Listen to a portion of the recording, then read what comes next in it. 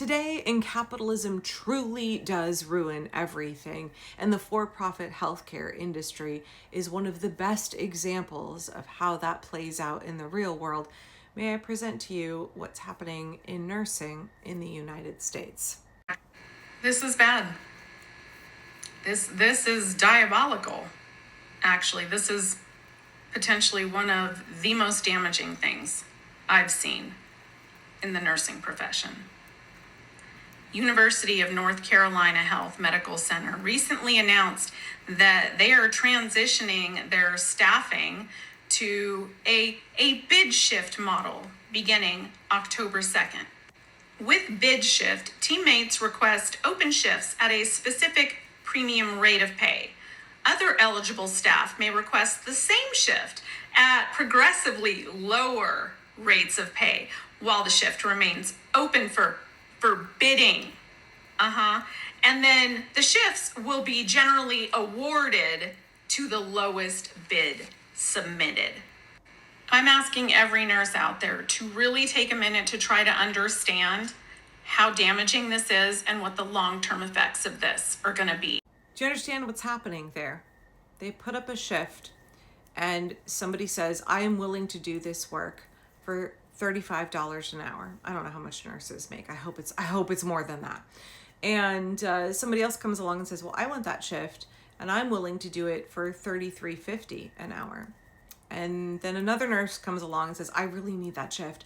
I really, really need that shift in order to make my minimum number of hours for the month to get healthcare. I really need that shift because I have to pay for, my kids, braces or a new bicycle for them, or I have to pay for my children's medical bills. Welcome to the United States. So I'm willing to do that for $30 an hour. This is what they're doing. They want progressively lower. They want nurses to compete with each other, underbid each other to get shifts. When we have a nursing crisis. A while back, I did a video about surge pricing, how more and more stores have electronic price tags so that they can scale the price up and down. One of my kids who doesn't live in Portland was talking about how the Walmart where she lives, she hadn't been in a Walmart in years, but she's living in a rural area right now, and so it's one of the few stores and they have electronic price tags, and she's like, it's surge pricing. There was a canned good, I forget what it was, pineapples or something, that she really liked, and she's like, at Fred Meyer the price is $5 a can, which is just unbelievable. She's like, at Walmart with the surge pricing they were charging $15 a can at peak times and when the stock was low, what have you. What you're seeing here with this competitive underbidding for shifts at work, this is the kissing cousin. This is the, part of the same mindset as surge pricing. But what this is desperation pricing. Corydoctorownd, who I've referenced before, who's written about AI, the reverse centaur effect of AI. I ordered his book. It's supposed to come this week. I'm really excited to read it. He's talked about this quite a bit. This is what Uber and other gig worker companies have done for quite a while. They get workers on the hook. They get them desperate for shifts. And in an extractive, exploitive economy where people are barely scraping by, people will give up pay. They will be willing to undercut themselves and to sell their time, their bodies, their labor for less than they are worth. And they will compete with their coworkers in a race to the bottom, in a race to the lowest pay. That's what you're seeing with the nurses that nurse Erica, I think is her name, referenced. And it's what we're going to see more and more of if these corporations have their way. More labor exploitation, which is why I've been talking quite a bit about the power of unions and how important it is that we continue to work to rekindle the labor movement, because all of the things that we have that we take for granted in terms of workers' rights, in terms of a normal work week, in terms of overtime pay, in terms of benefit, that's all been carved out by workers throughout American history who've been willing to be beaten, imprisoned, and killed to get those, to secure those rights for us. And now Donald Trump, the Republicans, corporations, through deregulation and overt corruption and exploitation, they want to take all of that away. Desperation pricing when it comes to shifts at work, when it comes to wage, and surge pricing when it comes to goods that we purchase. Those are part of an even more insidious package, right? That is bad enough, but it doesn't go far enough. With all of this AI surveillance, with Palantir and other corporations, and our phones constantly tracking what we're purchasing, where we're going throughout the day, flock cameras recording and creating a dossier of all of our typical patterns of where we go, what stores we go to, what our habits are, right? Our phones are tracking what we purchase, what we even look for online. They're able to see how much we pay for certain things. They know how much we are willing to pay.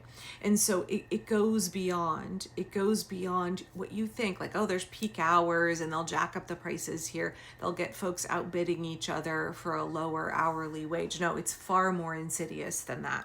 And Cory Doctorow has talked about this. Both of these fall under the concept of surveillance pricing. Surge pricing, desperation pricing, both fall under surveillance pricing because they are using algorithms. They're using AI. You want to know what these data centers are for? I know we all know that these data centers are not for large language models. They're not for ChatGPT. They are for surveillance. And in a fascist state, right? Capitalism seeks to carve out as much profit as possible, right? It is profit above all else. Corporations, as I like to say, are not moral or ethical entities at all. See how many corporations capitulated to Donald Trump because they did their math and said, we can make more money under fascism, and we prioritize profit above all else. And so it's not just wanting to create a police state, a surveillance state, so that big brother, so that big government can spy on you and suppress your constitutional rights. No. This is late stage capitalism. There's a whole other layer to it, which is how can we squeeze more blood out of the turnip of the American worker, right?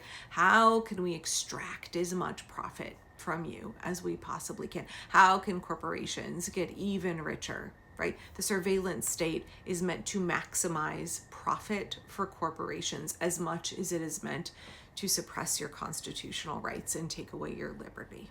That's unfortunately the truth of it, right?